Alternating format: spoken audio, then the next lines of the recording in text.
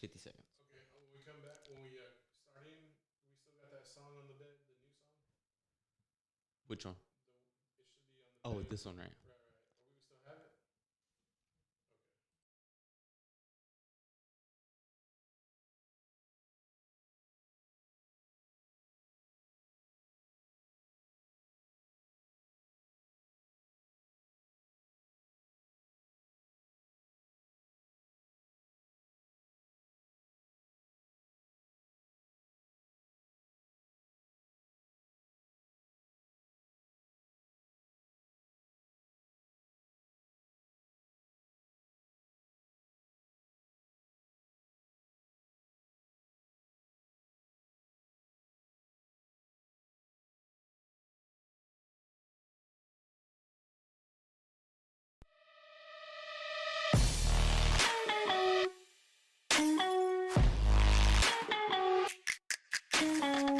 Yes, it is Monday, March 1st, 2021. This is the Paul Rodriguez Show out of Studio 44. Producer James in the building. How you doing, sir? I'm doing pretty good, man. Yes, it's a Monday, y'all. Hope y'all are feeling good. I'm feeling dandy.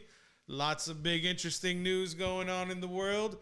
We'll get right to it. But first, before we do that, James, how's the weekend? It was pretty great. Got some family time in on Saturday. Got a little work done. Got some UFC fights in, so it was a good one. Can't complain. Man, UCF or UFC? Did I say UCF? I was like, University of Central Florida got some games. I'm all over the place. I know tonight, Gus man. Malzahn didn't got hired as a new head coach out there, but yeah, the fights were a little dull. We'll get into that a little later on the show. But big news coming out of Phoenix, Arizona. J.J. Watt has signed a 2-year, $31 million contract. Shout out Diana Rossini, who was leaking this information that was kind of coming out about how much J.J. would be making per year. Nobody thought it'd be the Arizona Cardinals or Phoenix Cardinals. Arizona Cardinals? Arizona. Yeah, Arizona. Zona. Shout out Kingsbury. Shout out Murray. Buda Baker. J.J. Watt is going to make y'all's life a little bit easier on the defensive side of the ball. Guaranteed $23 million, 31 total contract over 2 years. That's a hell of a contract coming off, I think, maybe the tail end of JJ's career. I mean, JJ's going to be making, I mean, that's pretty solid money. That's upper end, defensive end money for probably not so good production years in Houston. Is that I think that's a byproduct more of what JJ is going to do overall for the team. Like his compensation is, he's probably being paid for what he can do, not only contributing probably on third down with getting the team off the field, but also like the leadership for those young players on the defensive side of the ball.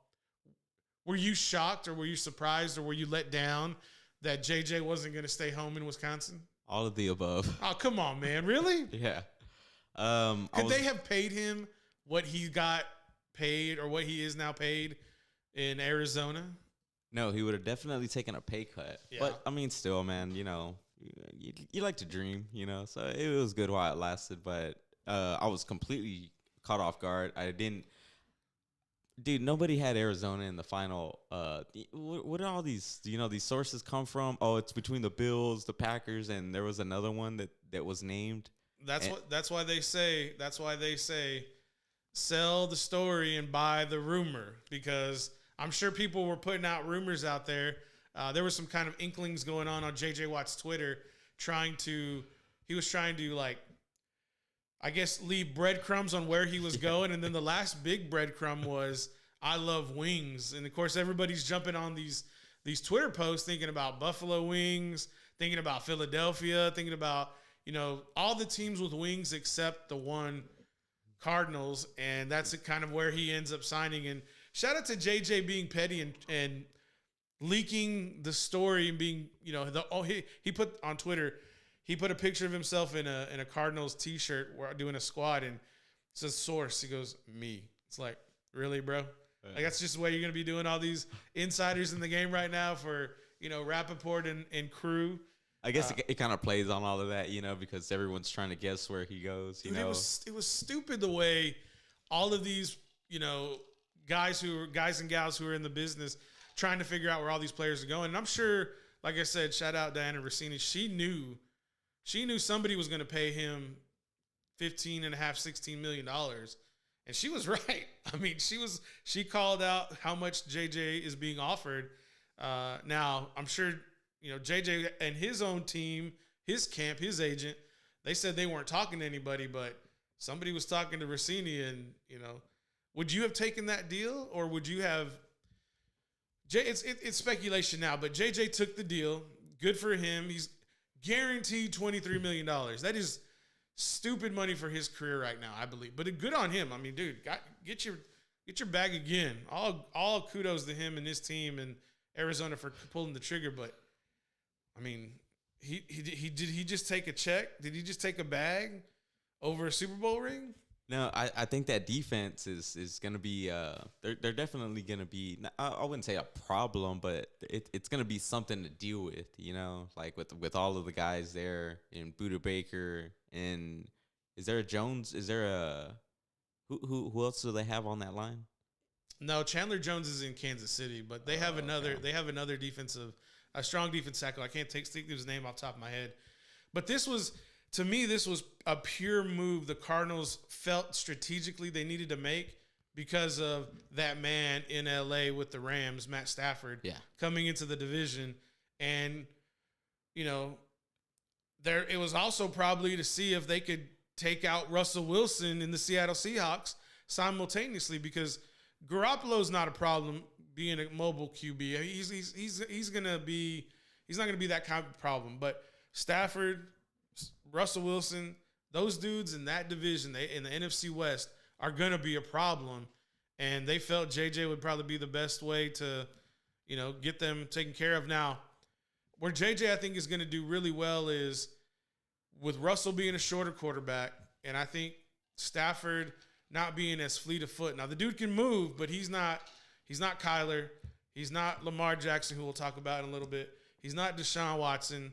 And that's kind of like a move where you think to yourself, maybe Arizona went to go get JJ so that nobody else would. LA wouldn't be able to get him. Seattle wouldn't be able to go get JJ. Damn sure San Francisco wouldn't be able to go get JJ. Why? Because your quarterback in Arizona is 5'10". Like 5'10" barely. Now I'm not a tall human being, but I'm also not playing NFL quarterback either.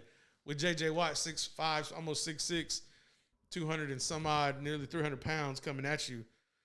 But, man, just think of that team. Think if J.J. would have been in Los Angeles with Aaron Donald, with Ramsey in the back.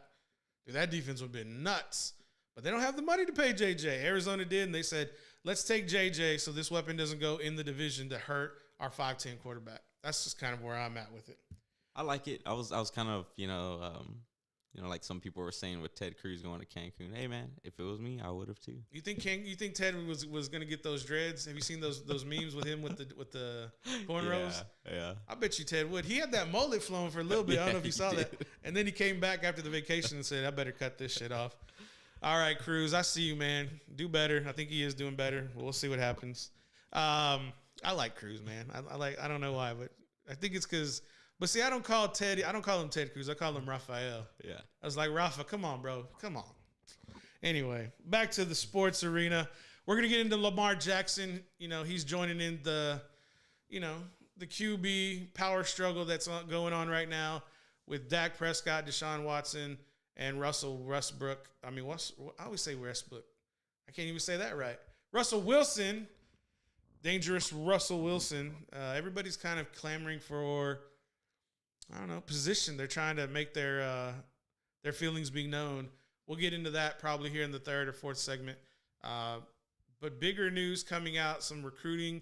We just had 3 big offers dropped within the last hour. We'll get into that after the break.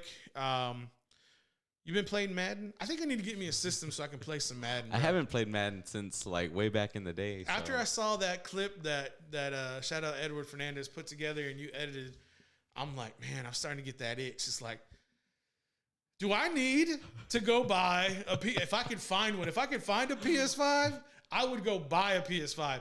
But you can't find those damn things anywhere. And if they do, it's like $1,000 for one that's, somebody went and, trying to shake you down for an extra $400. You don't have any game system? Man, I don't. I haven't had a game system in Since that clip?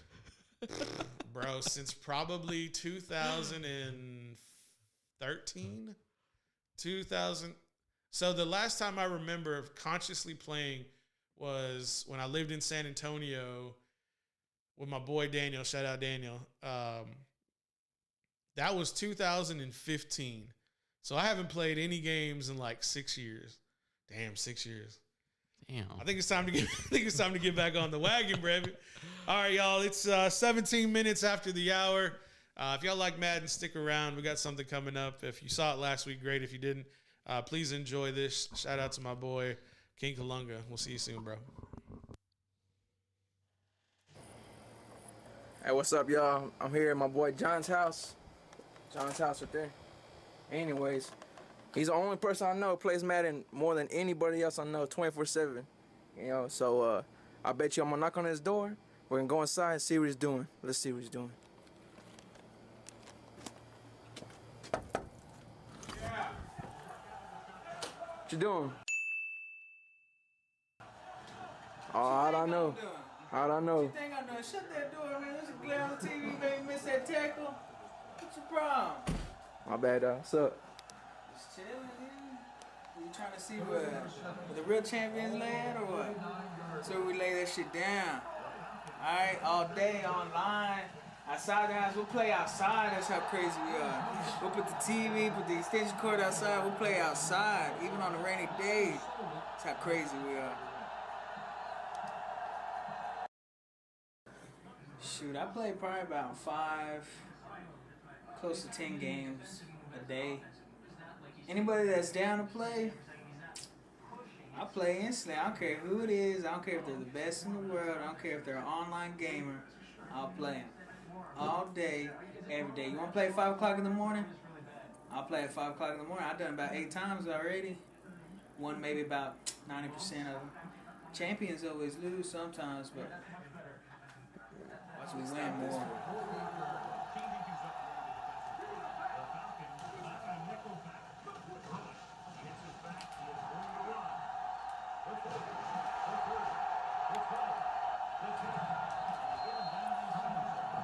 He didn't score. He didn't score though. That's the thing. I stopped him from scoring. I didn't say I was gonna stop him at the line of scrimmage. I stopped him from scoring. Yeah. Shoot, did I win? Did I pick the right plays?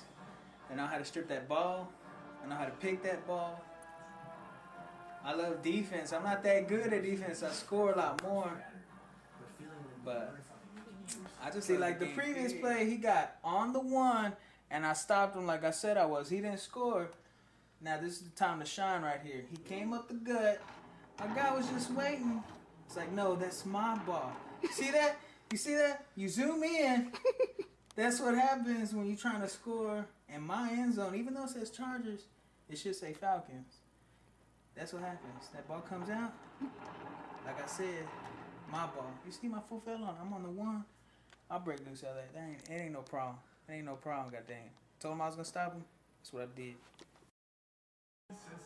That I beat him, and I can sit there and laugh in front of their face because I just won. And they're still going to be my friend afterwards because they know that they want to eat. They're going to have to lose. No, scratch that, dude. Edit that. Let's redo it. I only got like 1 minute, fool. Oh, Okay. I'm going to make shit up. One play, touchdown. Boy, maybe. I know you run that 9 route. I know you running that 9 route. I don't know even why you try. I don't even know why you try. Double coverage, everything. Like I said, one play, touchdown. Like I said, he saw that I was running the 9 route. I did it anyway. He had double coverage, and I scored like I said. I got something for that. Man play. Shoot, not really, because I like cracking skulls. But the thing is funny, whenever I like that hit stick up on the game, it feels like I'm doing it. So it's all pretty much similar. So I like playing it, and I like playing it.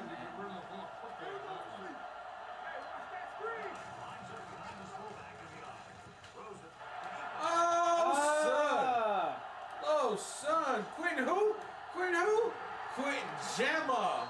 That's a TD, baby. His knees hit before he went in the end zone. That's all I got. You can't challenge the play anyway. You So can. you can't. It's too late. Shit. What the hell? You can't challenge it. Yeah, you can. No, you can't. You can't challenge it. You can challenge that. His knees hit before he went. You can't challenge it. It's trying to screw me. Those are the glitches that are in Madden that everybody's seen on the internet, on YouTube and shit. I'm telling you right now, his knees hit and they still giving goddamn. Watch this the replay. Let's see where the ball is at. Look at that pick. Look at this. Look at this. Look.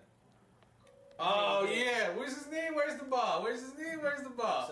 His knee was crossing the plane, and that's where his knee was at. I win, don't I? What you talking about? Am I the best? You shouldn't even ask me a question like that. I win, so I'm the best. Shoot, any day, all day, every day. I'm always ready. I carry my remote everywhere I go. If I'm at work and somebody want to challenge me, I'll clock out and go play them. It don't matter. I'll clock out and go play. I might lose about 30 minutes of time and a half. It's all gravy though. I'm gonna get that win, and I'm still gonna get paid. I'll make it up tomorrow. All right, Joe. Thank you very much. You're very welcome. See that stuff? That's what I do all day, baby. All day. I serve sausage, but that's what I really do all day. It's my life.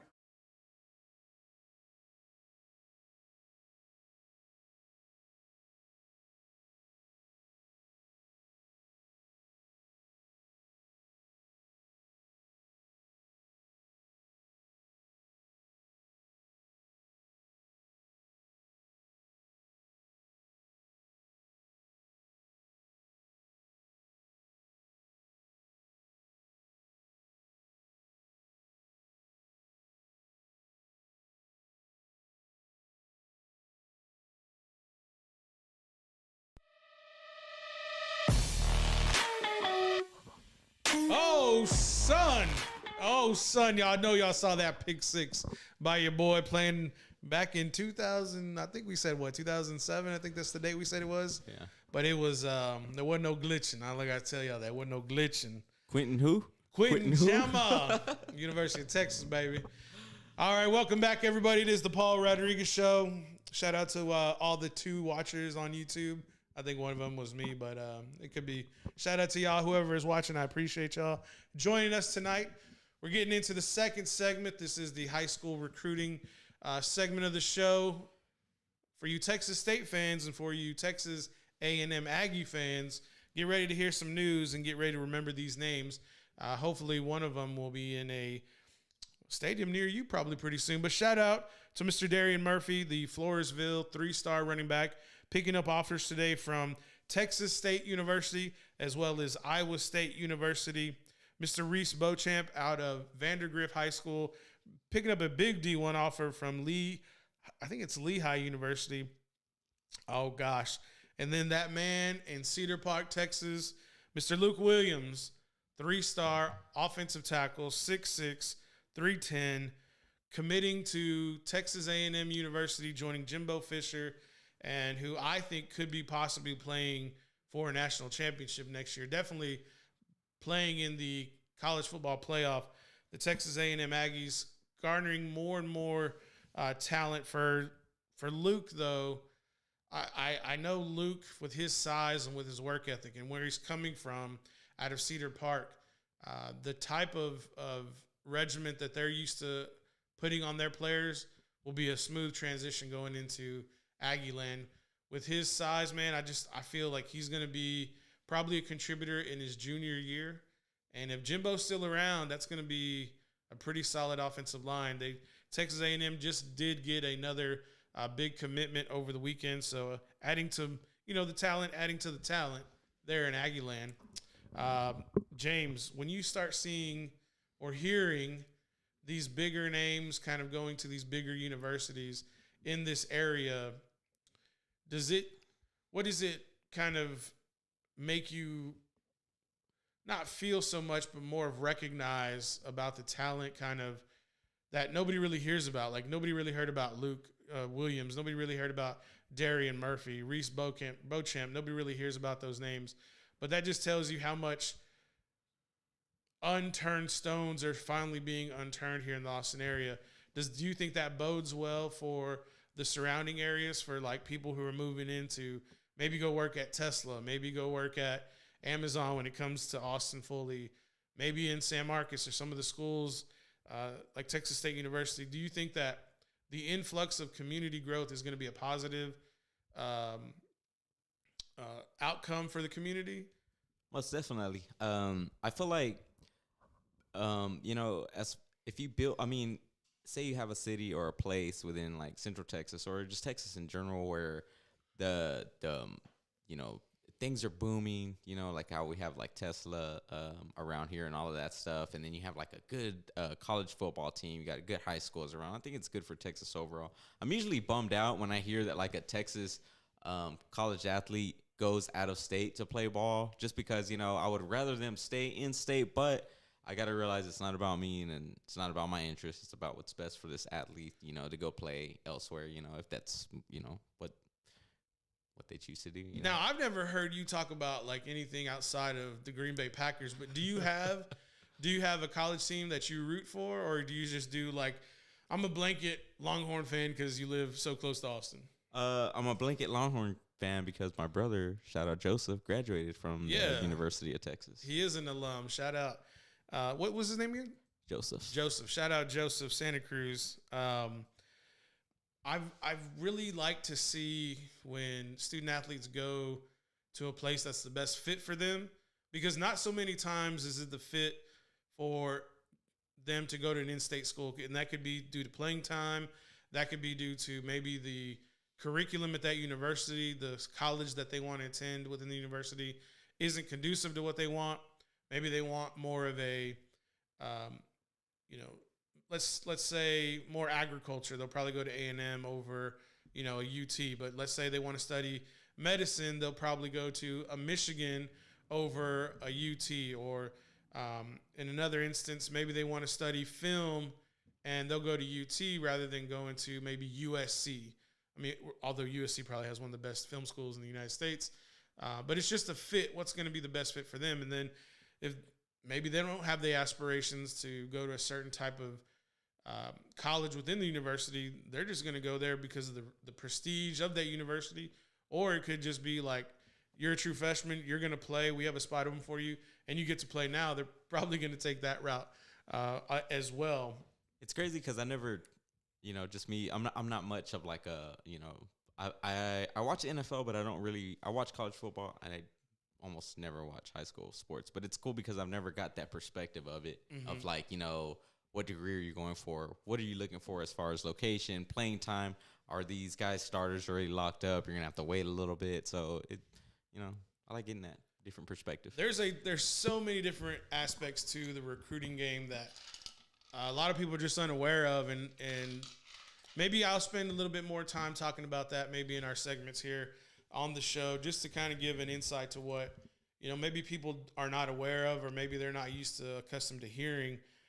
Just to pull back that curtain a little bit, I think may be a benefit to some of those individuals. But shout out to Recon Athlete. If you're enjoying what y'all are seeing as far as hearing those student athletes and where they're getting offers from or where they're committing to, head over to Recon Athlete on Instagram, Facebook, and Twitter. Just search at Recon Athlete. It'll pop right up. It's the first thing. I'm also giving a shout out to Chris and Zach for their podcast, Chris and the Kid. Shout out Snoop Daniel, the man doing his thing. I was listening to their show this week, and they had a really good time. Chris forgot my password to run up on Facebook, so he read it on his. But hey, man, in a pinch, if you have to run it on your page, run it. You got to do what you got to do. So I got back to him. He texted me, I think, like at 10:30, and I had to get back to him about 10:50, 10:59. I was like, man, sorry I got back to you so late. Here's the password. But shout out Recon Athlete and the boys over there. Miss you guys. Maybe I'll call in, or maybe I'll have y'all call in. Maybe we'll do a video. I know producer James is burning that oil. He's getting a template set up so that we can have virtual guests come in through video, give you something different to look at. Let y'all kind of see, something different, collab with some of the guys. I think that would be a big fit for us to grow as well. So I'm looking forward to that. The component James did come in, so now I need to figure out how the hell are we going to put a screen in here so I can look at the individuals I'm talking to, because it'd be pretty damn big challenge to see or have a conversation without seeing who the person I'm talking to is with. 32 minutes after the hour. James, what is something that you would like to know about recruiting that I may be able to help you answer with? Because I see you, like, you may not know this about yourself, but when you start thinking, or you may have something to say, you get my eyes light up. You get red, and you start, like, I can see your gears grinding. You're like, I have this question, but I don't know if I want to ask it. Well, it's good to know that there's a signal that my body gives off, because I don't want to be over here like waving at you and stuff, you know. That's also me being able to read you also. Yeah. So. I like to be kind of like, you know. You can try to hide it, man, but I think it just comes out of you whenever you're here. Yeah, it does. I don't know. I like something that I thought of a while ago. Like, I think of like this whole recruiting process, because like I told you, I was never a fan, and I guess I don't know why. I guess it's because of the time span now that I look at it, that you're in the high school period, you're in the college football period, and you're almost like not here to stay. I think that might be it. So that's why, you know, I really pay attention to NFL, because, you know, you're going to be in the league for a while, depending on your performance. But like, I think of it and I'm like, shout out LPD. We don't know who that was. Yeah, could have been shout out to the emergency vehicle. Yeah. So I think of it like as like I mean, you have this like constant rotation of people like coming into the NFL from college.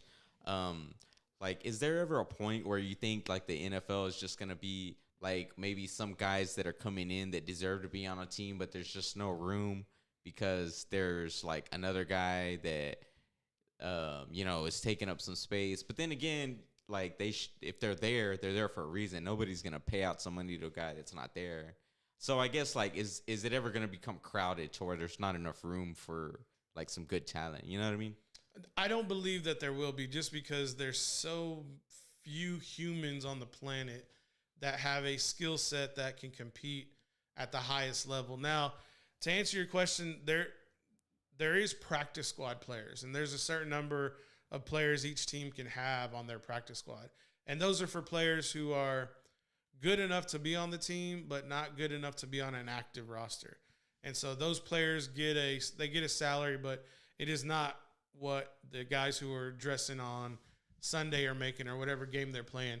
But the other half, do you get an immediate like pay increase if you make it from the practice squad to the active roster? There's probably going to be a negotiation between the agent and that team to kind of figure out what there would be as far as pay for that time. But the other thing to kind of take into consideration is there's so many good athletes who can perform, but not to the level of the NFL. That's why we had a couple of years ago the AAF, and then the American Alliance of Football. And then this past year, 2 years ago, we had the XFL that kind of came back, and they were competing.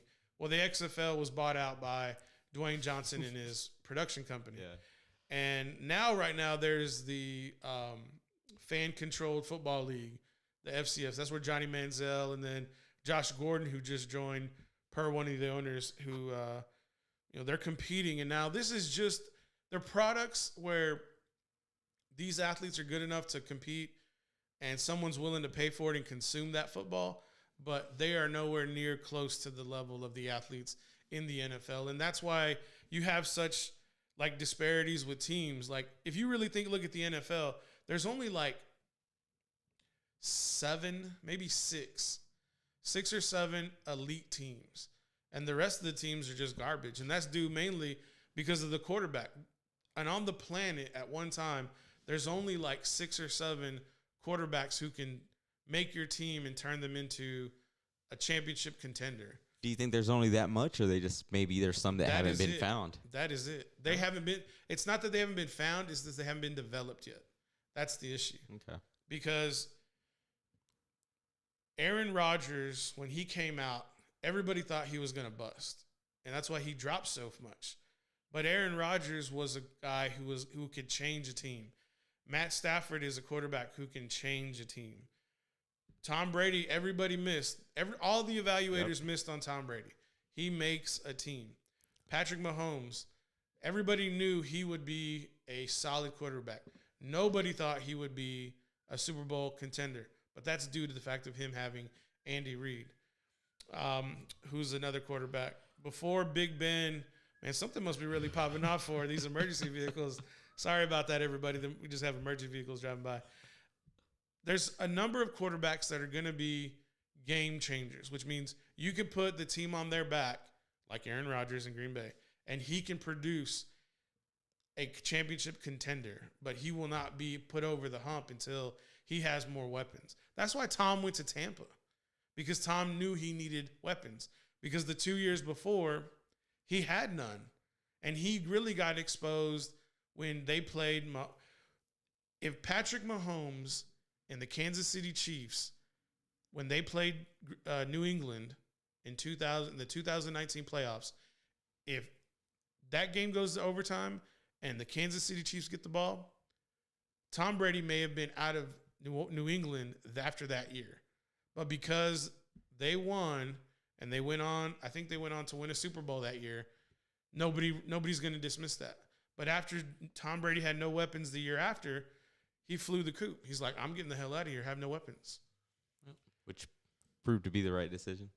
It made a whole lot of sense after this year. Yeah. All right, everybody, it's 38 minutes after the hour. That was a little bit of a sidebar for high school and NFL about developing quarterbacks or developing talent.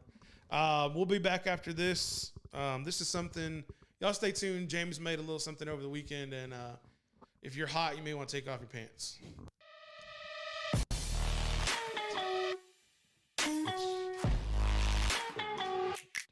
Did you watch that UFC main event with Black Beast out of H-Town? I did not. Bro. But he was fighting the number 2 overall heavyweight last week. And I was looking at the odds. I was kind of looking at the bets. And Lewis, Black Beast Lewis was a +3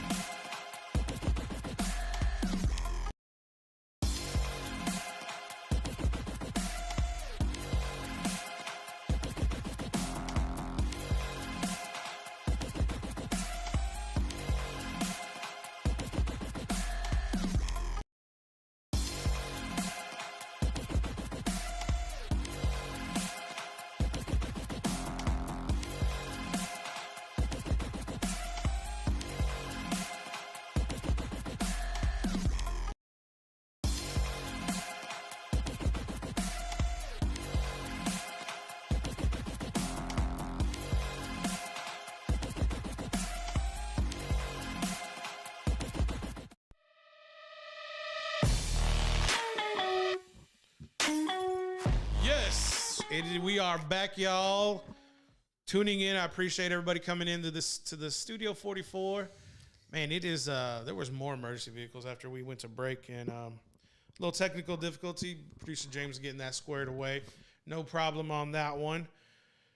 Mr. Lamar Jackson in the news. Baltimore Ravens a little unhappy. Wants to get his contract redone. Wants his bite at the apple. Second contract. Already won MVP. Steadily in the playoffs, competing for championships. 2,700 yards throwing, 26 touchdowns, over 1,000 yards rushing again. Mid-game poops. Coming back from, injury to win games in the playoffs. Competing against Deshaun, Patrick, Tom Brady, Big Ben, Baker Mayfield, AFC North. I don't know, man. I like Lamar Jackson. I really like his game. I think he's a tough dude. I just don't know if I can pull the trigger and get winced, get golfed. I don't know if he's going to be the quarterback that's going to be able to put me in a championship year in, year out after he sustains a huge injury. Because if he gets the injury Dak Prescott incurred, I should say, his season could be over because he's built more like Alex Smith than Dak Prescott. For him to get re-upped, the contract's going to have to probably. If I was Baltimore, and they said and Lamar was like, I'm not going to play this year, you're going to have to figure out what you're going to do to get him back on the field. Do you do the deal now and avoid what Dallas is going through with Dak Prescott, and you feel Lamar's your guy? Then you got to get that deal done now because he's still in his rookie contract, going his fourth year, I believe, and you want to make sure that a deal gets done that's not going to be too much money for you to incur in the future. I think if you get a big deal done similar to Deshaun's, where you're paying him 4 years, 140, 150 million, maybe you guarantee 90. What's and he then at you now? backloaded. What's he at right now? I mean, he's on a rookie. He's on a base rookie deal, like all the quarterbacks get coming out. But my biggest thing is he wants some guaranteed money, and I don't blame him because all the quarterbacks in his class have gotten paid. Deshaun got paid. Patrick got paid. Stafford's going to get paid again. Russell's probably going to get paid again in 2 years. You think he's looking around like, man, hold up? Well, you got to think about the competition. True. He's competing with Patrick Mahomes. The top two quarterbacks, you can arguably say in the AFC, who are in the playoffs year in and year out, who have skill sets unlike any others, are Mahomes and Lamar Jackson. Tannehill can't compete athletically like Lamar Jackson. Baker Mayfield can't compete in that division. Ben Roethlisberger in that division can't compete. There's just nobody who's going to be able to be on the same level athletically and skill set wise as Lamar Jackson. And I think he sees Deshaun, who got paid in Houston, with that dumpster fire. And he's like, if those shit for brains can give out a contract, my team can surely give me a contract.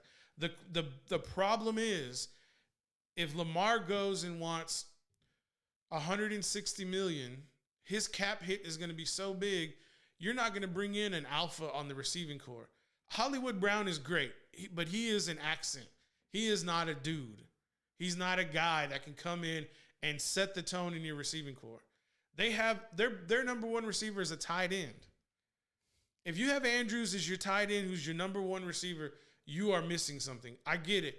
Run the ball, move the rock, but if you want Lamar Jackson's skill set to get better throwing the football, you have to give him targets and receivers to throw that football. And I think that's the biggest hiccup with Lamar Jackson is his throwing ability is not on a championship level yet.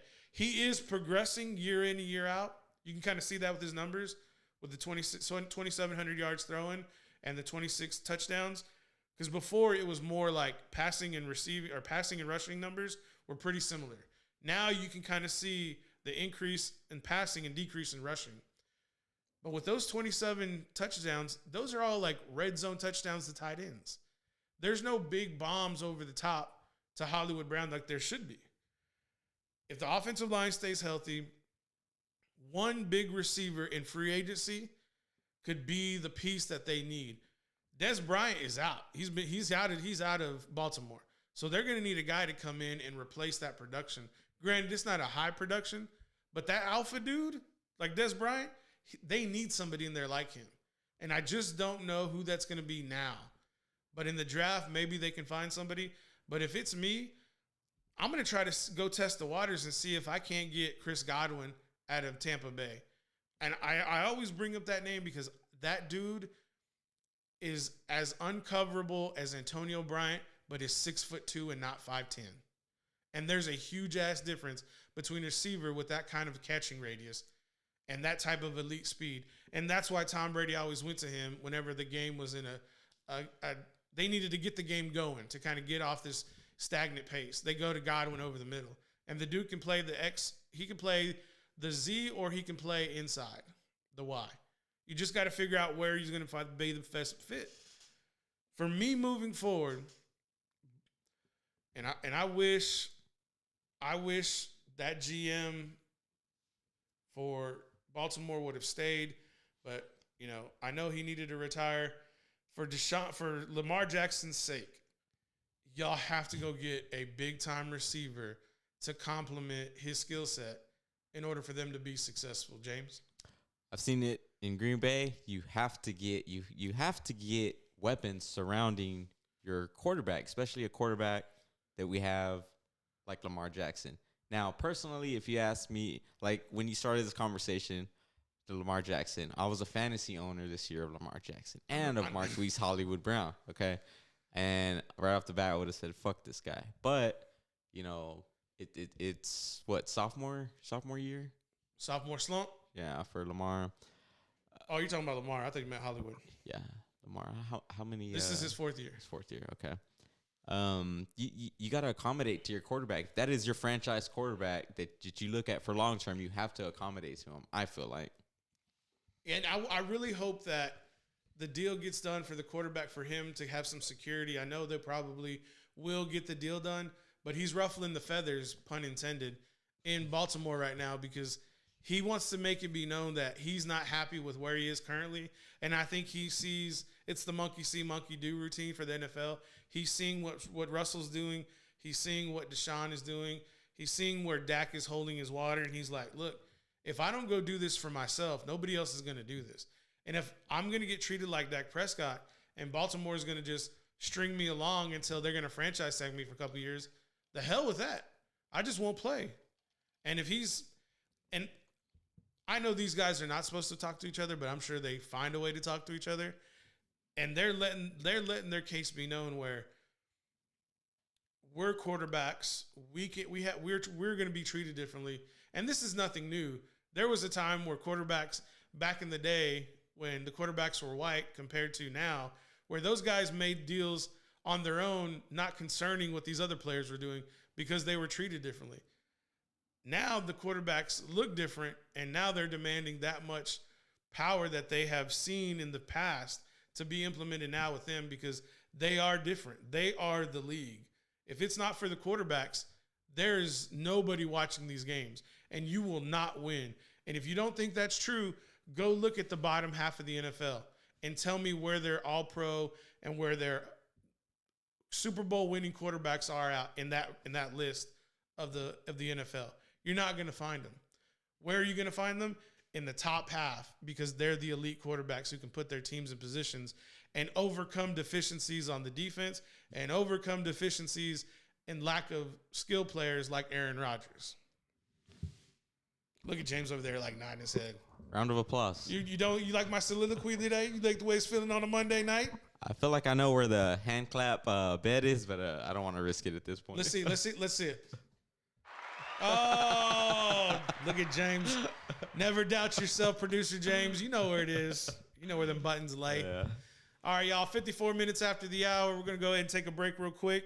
When we come back, we're going to talk about a sack of potatoes meme out of the Canelo fight and the snooze fest that was the UFC over the weekend.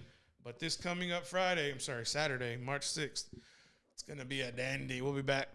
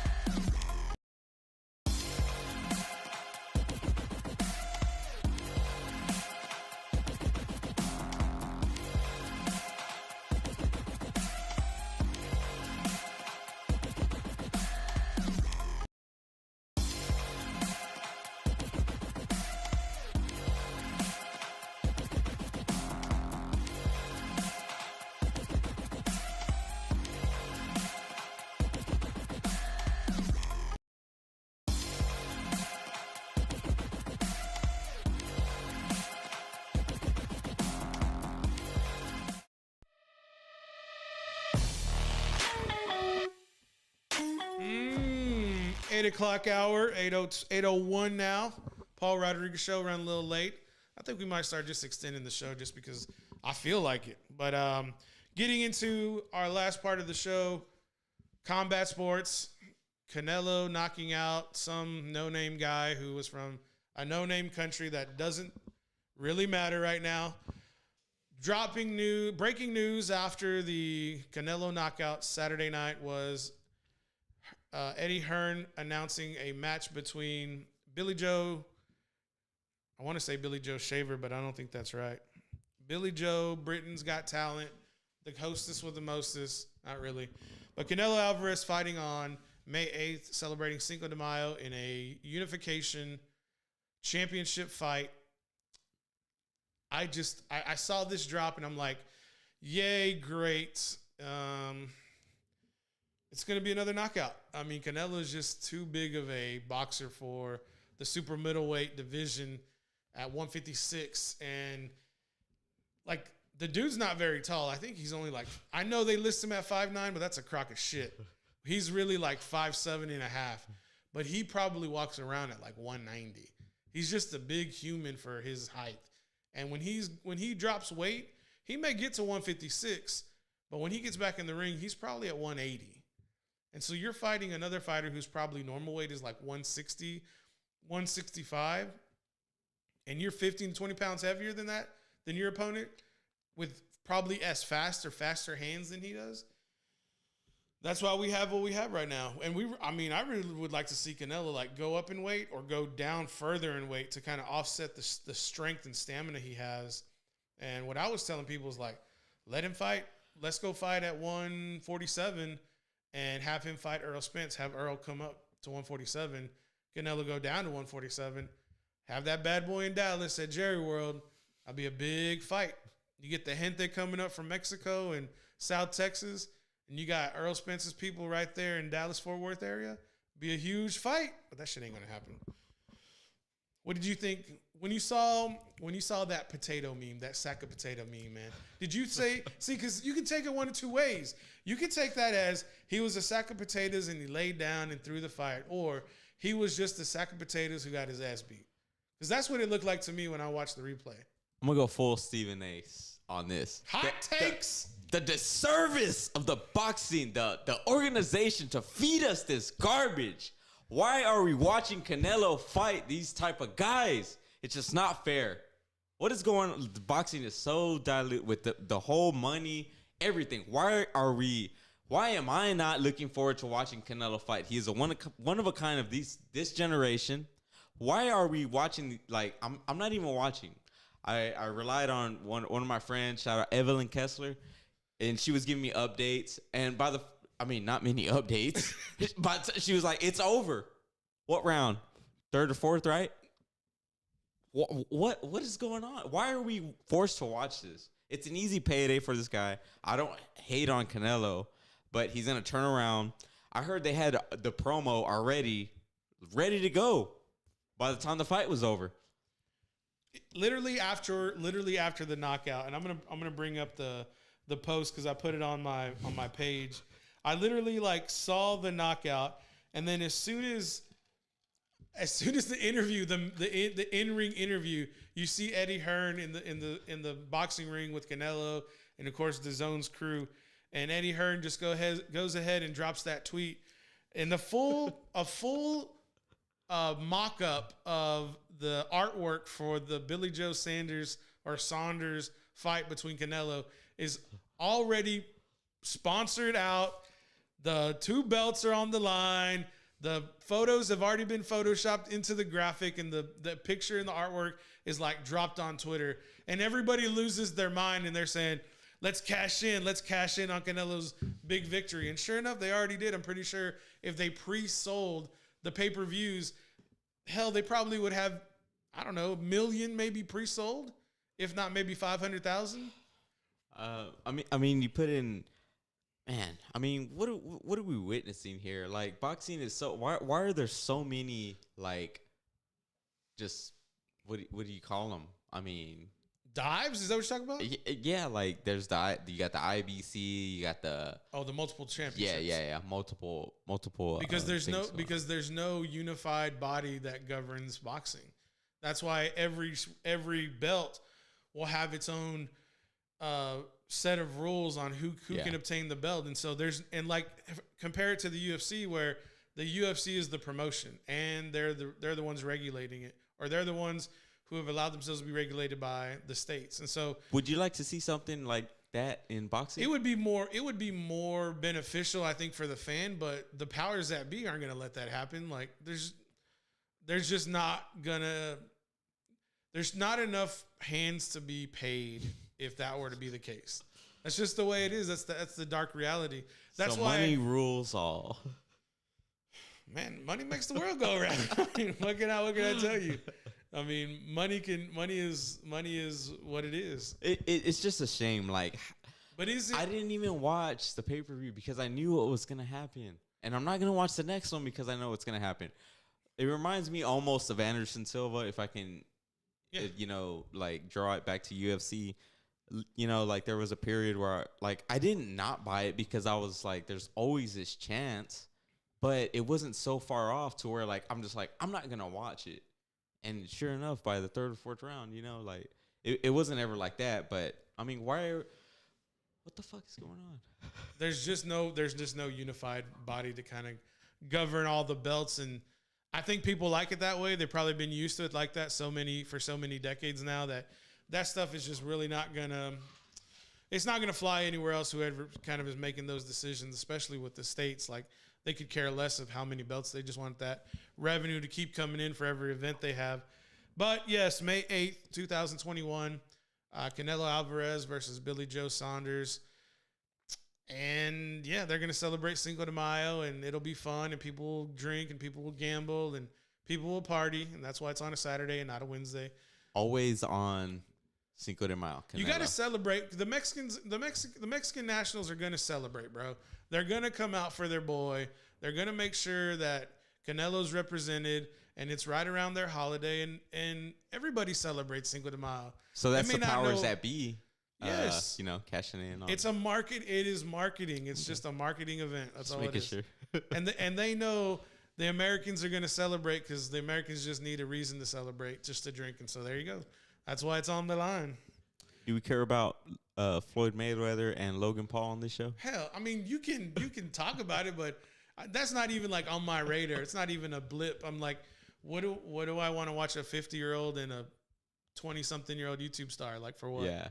So apparently, it was announced like not too long ago, but then recently, apparently Floyd Mayweather, like they rescheduled the date, but then there wasn't no reschedule. And apparently Floyd Mayweather has lost interest into the fight. He lost interest because he probably didn't see all the dollar signs. Yeah. So he got paid to make some posts on Instagram, apparently. And, they're like, well, if the fight's not going on, why did you make this post? And he's like, well, I got paid to make this post. So I don't know. It's not looking good for Logan Paul, basically. Dollar bills, y'all. That's all that matters. Yeah, ask me if I care. Because I don't. But shout out to Floyd Mayweather for just getting a little bit of money for dropping an Instagram post. Yep. It's the way the world works right now. Snooze fest for UFC, or do we want to talk about March 6th? We could talk about March 6th. Yeah, let's talk about. I'm super hyped. Dude, it's a big card for UFC because this past Saturday was a snore fest, and we lost money going with Rosenstruck, according to Mr. Santa Cruz over here. And I tried to talk myself out of it. I didn't really lose any money, but I'm just saying, for everybody who did put money on there, it looked like he could possibly. I mean, if he would have caught him like solid, which he caught him a couple of times.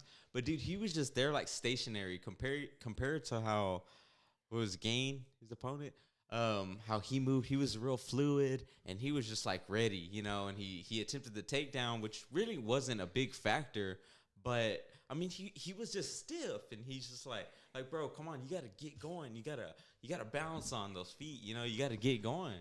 Like Jesus. Yeah, y'all like the way James did his little shimmy right there, his little song and dance where he just grooved to the music in his head. But dude, I told you Gain had that athletic build and that he was a monster if that thing went to the ground. And all he did was he pretty much boxed Rosenstruck the whole time. He's like, I'm gonna jab you all match. I'm gonna jab you until I want to take you down. And that's pretty much we kind of talked about that on the messenger. Yeah. I was like, that jab for Gain is there all day long because Rosenstruck has no head movement. And that was the biggest thing, like, I saw out of those two matches. I was like, well, let's just go ahead and have Derek Lewis and Gain fight because these two, they look way more athletic than the no head moving Rosenstruck and the no throwing of hands Blades. Those dudes, I don't know why they're one in. I think Blades was 2 and Rosenstruck was 7. Yeah. It's like, can we get Lewis and this Frenchman over here to just like battle each other real quick? It'd be a lot better than the snore fest these two guys put up. Well, that fight this Saturday reminded me of Derek Lewis versus Francis Ngannou. This is a sneeze fest. I never saw that. Ngannou and Lewis was a snooze fest. You don't want to see that. Okay, I don't want to see that. So nobody was throwing hands. They were too scared of each other. Too scared. That's a lot of power, though, bro. Yeah, there is. Dude, Ngannou, did you see him on Rogan?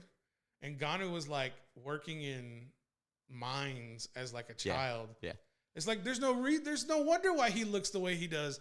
He was slinging a sledgehammer his whole teenage years. I feel like he's one of those. We were talking about the gyms earlier in football, but he's definitely a gym that was discovered, by the UFC and invited to train over there at the UFC.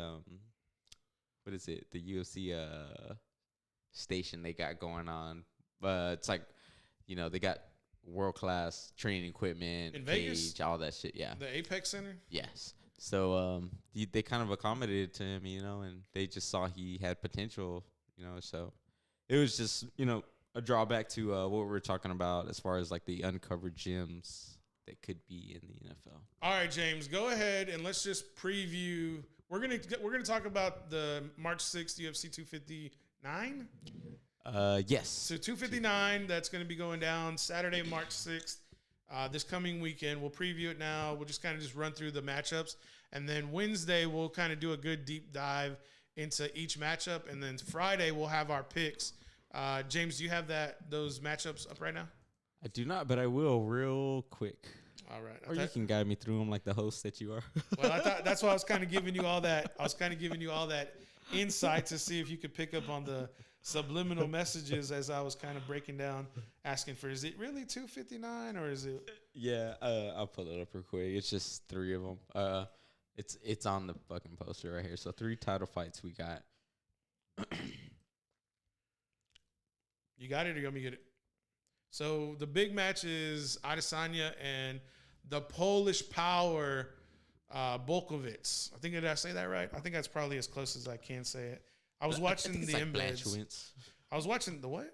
Blanchowicz. I think that's what it is. No, it's Bolkowicz because it's Blachow. Oh, okay. Yeah. There's some different phonetical kind of the Polish sounds. Power. The Polish Power. Polish Power. Dude, I got Izzy. What the hell is these damn cookies? What do I need these cookies for? I'm not trying to dip no cookies right now. All right, so yeah. It's that Amazon search history popping up. Oh, man, fucking annoying. It won't even clear. There it goes. Dude, so you want to start from the bottom? No, let's just start with the top 3. Start from the top? Okay. I'm Izzy all the way, dude. I'm Izzy all the way. You're Adesanya. Yes. Israel Adesanya, the last style bender. Dude, he is phenomenal. He is the GOAT, in my opinion. I know Anderson Silva has done what he's done at the 185-pound division, but man, dude, Izzy is just okay. So his biggest test was Kevin Gastelum. He got busted up. He got John Jones, like Alexander Gustafsson. That was a couple weeks ago, right? That Gastelum fight. No. That one was actually like, man, that Gastelum was like fought somebody else. Yeah. That was probably like last year, maybe even a year and a half ago, maybe even 2 years. But Izzy is on a whole nother level. I feel like he's gonna take the 205 belt. And then, I don't know, I would hope that he, like, toys with challenging John Jones, being that John Jones is going to take the heavyweight belt, in my opinion. Yeah. So, it's interesting to see what goes on. Hold on real quick. Hold on. You're telling me he's going to take John Jones is going to take the heavyweight belt From Stipe Miocic? No. Hold on. Wait. If Ngannou beats Stipe, John Jones is taking that belt from that bad man, Francis Ngannou. I think so. You're on another planet, my friend. All right, getting back to Jan Blachowicz, the Polish power, and Israel Adesanya. Dude, that dude Adesanya, he was born in New Zealand, raised in Nigerian descent, New Zealand born, American bred. He's American. Like the way the Flash, the dude loves the camera, doing all kinds of capoeira in the cage. He's American. Yeah. I mean, he is like multinational, but the dude acts like American. Yeah. He's one of a kind, man. He's marketable. He talks shit. He you go to his Twitter profile, he's flipping the finger off, in the camera and stuff. But the question is, can he go to 205 in a huge lightweight division? These dudes, the power is different now. The speed, he's gonna have the advantage of the speed. But his strikes, he's not gonna be able to have the power at 185 that he's gonna be able to take with him to 205. These dudes are gonna be this Polish dude, he's gonna be eating shots that Adesanya's throwing. Eating them for breakfast, bro. Huh. Hey, man, technique overcomes strength any day. That's great. But I'm going to tell you, that technique, these Polish dudes are built different. They ain't built like everybody else. They got hardened winters. They got Siberian storms blowing through their countries. They got regimented training going on. They're built different, man. And listen. How many Polish guys you know? I know a couple. I got a couple. Really? My boy Daniel, heck yeah. I mean, he's half, Okay. He's half Tejano and half Polish. But What's that grito sound like? there's an accordion in it. I do know that. There'll definitely be an accordion in it. So they're going to get the conjunto, and then they're going to get some kind of polka going on in the middle of it. That was a crazy, different little sidebar right there. But I don't know, man. Jan, I'm trying to see if I can figure. I'm going to have to go watch an in bed again tonight to see how they pronounce this dude's name. But did you watch the first one? Yeah, it was like 30 minutes. I love those embeds, dude. Another one dropped today. Nice. My only concern with Adesanya is the jump to 205. It's like, yes, bro, you have to go to 205. There's nobody left in 185 for you to fight. Yeah. And so if he goes to 205 and wins, then I can just shut the hell up because I don't know if there's a 205er that could beat him unless John Jones came down, and then that would be interesting. John Jones isn't coming around. He's not coming down. You don't think so? No. What if he dominates the heavies? John Jones dominates, and Adesanya runs through the 205 weight class, and they're just sitting there after 2 years, and Adesanya has not lost at 185 or 205, and there's nobody left in the heavyweights for John Jones. They would have to come down. Come down to 205? They would meet at 205. That would be the only appropriate weight for them to come down. I mean, you expect a fighter from 185 to come up to 225 plus? Nah, there's no way. It's not gonna happen. There's no way. And plus, I just read that Izzy Adesanya walks around at 203. Okay. I mean, he is like 6'2", though, right? I mean, he's a longer guy. Yeah. He's a taller guy. Yeah. He competed in like the karate, like kind of like what's his name? Kickboxing? Yes. Yeah, like kickboxing. That's why he's just so like, Fleet able of foot. pick apart, he's real precise with the stuff. I'm telling you, technique over strength any day. Listen, man. All day, every day. Listen, man. All day, every day, any day. I don't know how John said it, but yeah, that little clip. We need to add that to the bed so we can. We're gonna find out real quick how he said it. Yeah, real quick. Everybody's gonna let us know. And then the Nunes Anderson fight. Nunes all day, dude. It's hard to go against Amanda Nunes, dude. She is the pound for pound, all time women's fighter, all day. Listen, dude, really. She's the alpha female fighter. I get it. Yeah.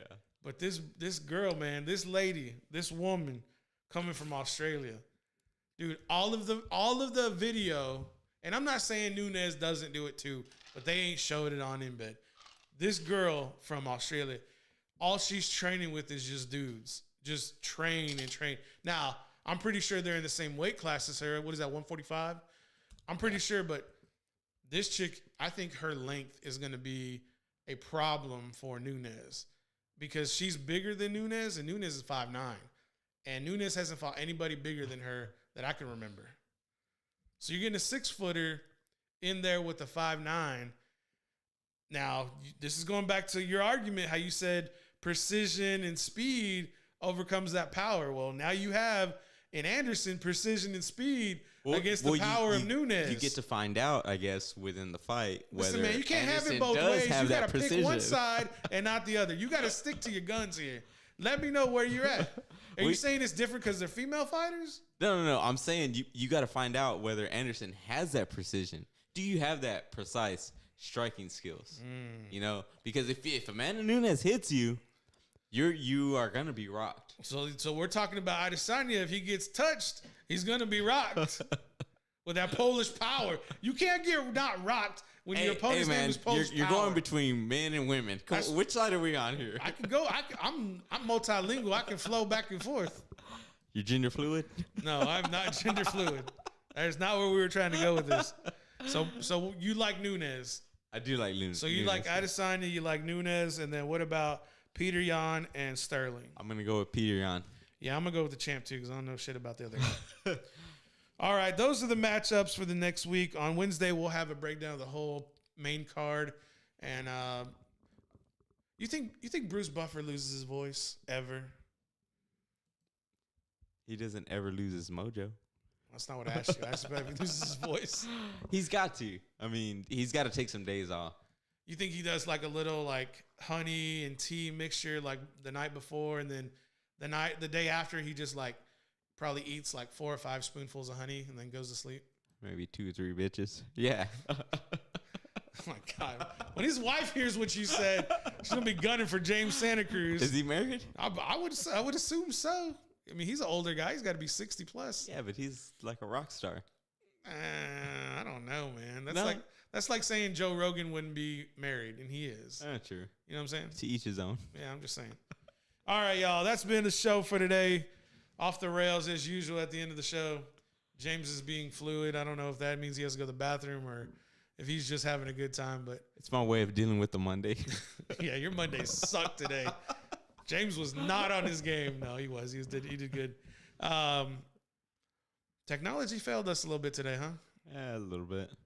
We'll get it figured out. All right. Technology had a case of the Mondays, March 1st. James, what are you going to send the people with until they come back tomorrow? Come back and see us tomorrow. WandaVision still going, or you got caught up? Yeah, season finale is going down on Friday. Ooh, Thursday night, depending on what your schedule looks like. You got a big night. Yeah. Or you got a big weekend, rather. Yeah. Oh, yeah. Watch out. Kids don't have school Friday. Really? Yeah. Was that like they just didn't have school like a whole week last week. What's going on with that? Dude, this year, for some reason, like, the school has given so many breaks. I'm thinking it's just because of the coronavirus. They should get these children home. Yeah. We don't want them anymore. All right, guys, that's the show. It's so stupid.